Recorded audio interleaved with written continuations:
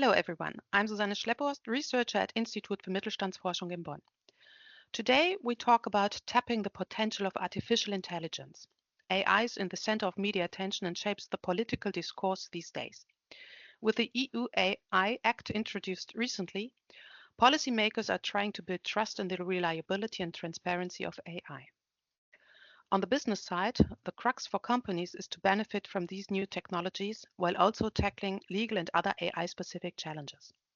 For SMEs, these challenges are even more relevant given the more pressing resource scarcities as compared to larger companies. Today, we aim to discuss the challenges and opportunities for SMEs resulting from these new technological tools and the framework conditions needed to support SMEs' use of AI. For this, we have invited international entrepreneurship researchers. I welcome Professor Friederike Welter, President of Institut für Mittelstandsforschung in Bonn and Professor at the University of Siegen, Professor Jan Philipp Ahrens from the University of Duisburg-Essen, Professor Heiko Bergmann from the University of St. Gallen, Professor Robert Blackburn from the University of Liverpool, and Dr. Christian Dienes, also from Institut für Mittelstandsforschung Bonn. Professor Welter, in which way should we look at the challenges and opportunities associated with artificial intelligence? I also have 3 points. One point actually touches upon regulation. We all have learned about the European AI Act as an example of how we could regulate. I do think there are a few questions when it comes to SMEs and Mittelstand companies. How to ensure that we don't over-regulate artificial intelligence, but that we can foster ongoing innovation and the scope for new AI-driven business models. I think that's one of the open questions we don't have responses to yet. I also would like to question whether we do need specific AI rules or specific AI support for small businesses. Another question is, who or what do we regulate when it comes to artificial intelligence? The users, the companies, or the technology? I don't think that is a question we have solved yet. The second point is one most of the research on AI and SMEs touches upon at the moment, and that is, what is artificial intelligence role for enhancing entrepreneurship and business performance? What's the status quo of AI adoption in SMEs, both nationally, both internationally? Which AI technologies could be low-hanging fruits for SMEs to implement very quickly? When we look at AI adoption, and we've just run a very small and quick survey in Germany, and what we see is that Mittelstand companies tend to make less use of artificial intelligence, but if they use artificial intelligence, they actually profit more. 55% of those who use artificial intelligence mention AI-induced labor productivity gains, for example. My third point, I very quickly want to run you through SME policies for artificial intelligence. Which framework conditions do we need to foster AI applications in small businesses? The question I've raised upfront already, do we need special support for SMEs and their artificial intelligence use? In which ways could SMEs be disadvantaged through AI? In which ways could they be advantaged in comparison to larger businesses? Flipping the perspective, I also think it would be very interesting to talk about SME policies and the AI use for SME policies and support. Is AI, or can AI be quicker in identifying support needs of small firms? Could it help those offering support to small businesses in actually crafting different programs, different support measures? Could it play a role in delivering support? Oh, yes, of course, we now automatically think of chatbots, but maybe there are different ways as well. To pre-screen programs, participants or something like that. Is that at all feasible? Is that at all possible? And what about the ethics of using artificial intelligence in so many different ways? Let us first have a look at the use of artificial intelligence in the business economy. How do startups adopt AI, Professor Bergmann? We identified actually 2 main mechanisms for where AI is mainly used: compression, time saving. So AI tools enable founders to do things faster, and conservation. Also, AI enables founders to do tasks with less human resources.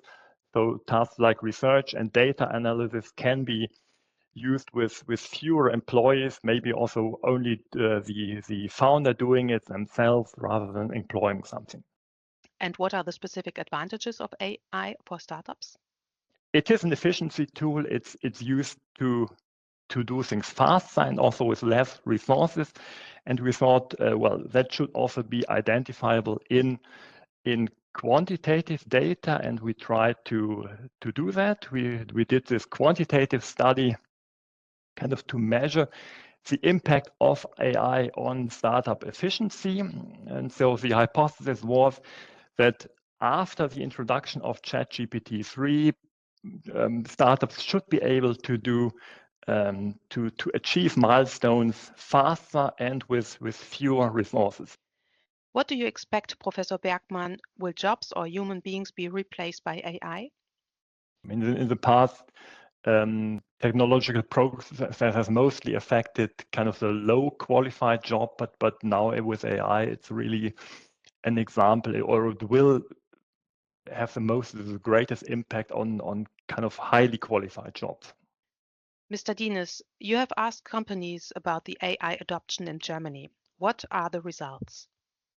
When we distinguish Mittelstand companies with their counterparts, we see just little differences between those groups. But if you compare AI adoption across different size classes, you can see that the very large companies do not really distinguish them from the ones that employ 50 to 249 employees. So when we speak about SMEs, we speak at least according to this result, we speak of a more heterogeneous group with respect to AI adoption. What is also really familiar in this kind of service, we also ask about the benefits of AI utilization, so of these companies that actually use AI. And we figured out that that boost in labor productivity in every second company was the most prominent.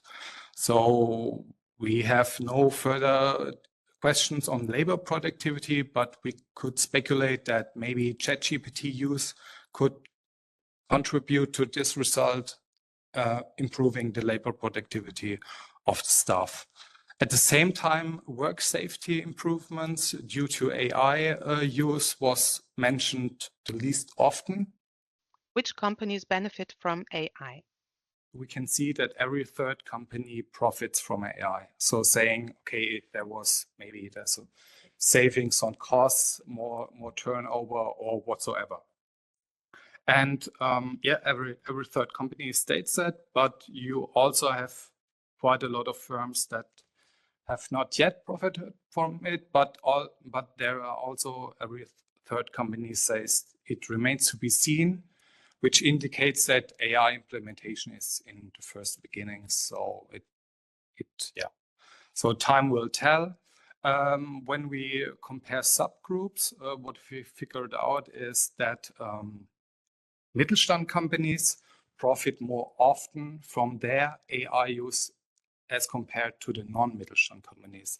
And maybe, and as you know, SMEs represent a major group in these Mittelstand companies. So maybe this has eventually to do with SMEs think more thoughtful about whether to use AI technologies or not, and whether they align with their existing businesses. Professor Blackburn, can potential opportunities materialize and turn into real impacts in the foreseeable future? Certainly, I could see AI is opening up opportunities for new Mittelstand and small enterprises. Inevitably, that will happen, because we know one of the few things we know about small businesses and the Mittelstand is they thrive upon market disturbances, where the big conglomerates eventually catch up and standardize processes and products and so on. So I could imagine that there are new opportunities, substantial opportunities for new entrants to the marketplace, building upon the capabilities and the opportunities that AI presents. On the other hand, and again, it's quite, you could say this is quite an existential problem. On the other hand, to what extent will AI lead to standardization and lead to our products and services and so on? Because if that is really the net outcome of AI, then it's really means it's going to be a challenge for SMEs, because they can't compete on price. They compete on quality and niche market approaches. So again, we have to think broadly about the net effect of AI. Maybe both things are happening. Maybe it's providing opportunities for niche products and services and new products and services. And at the same time, there may be some standardization of processes and activities. One of the results that seems to come out of the survey, of course, is an increase in productivity. Is that a result of, does that have ramifications for standardization? I mean, the big point here is that SMEs really, when markets become standardized, particularly technology style markets, then SMEs struggle to maintain their presence in their marketplaces. So really, it's about it's about trying to understand these longer term impacts. I had another thought, and that is that AI is going to creep under the doors and into the windows and into the computers of all SMEs. They're already engaged with AI through their suppliers, through their customers, through the regulatory regimes. AI is being driven at the moment by large organizations, governments, and so on. And it's something that SMEs probably are already engaged with it in some way. It might be a trivial way, maybe a chat bot, or it may be something at that level. But inevitably, it's a bit like any regulation or any new piece of technology.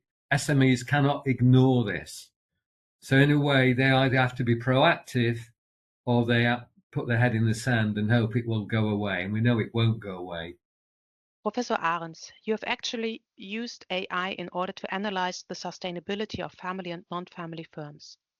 What is your experience using the AI as research instrument? At least in science, we have a common ground that we need to go sustainable. While we don't have the data how on companies that makes us understand better how we can go sustainable. So to overcome this, we actually used artificial intelligence to get sustainability data on organizations at scale. Can you give us an example how AI assists you in your research? Our research question was, how do family firms and organizational age, so these two that are often used together, old firms and family firms, they are often thought together, but they're in fact different concepts. How do they relate to organizational sustainability? So that was the key questions, but we also have a lot of other variables in the control vector that are really informative on this topic of sustainability adoption.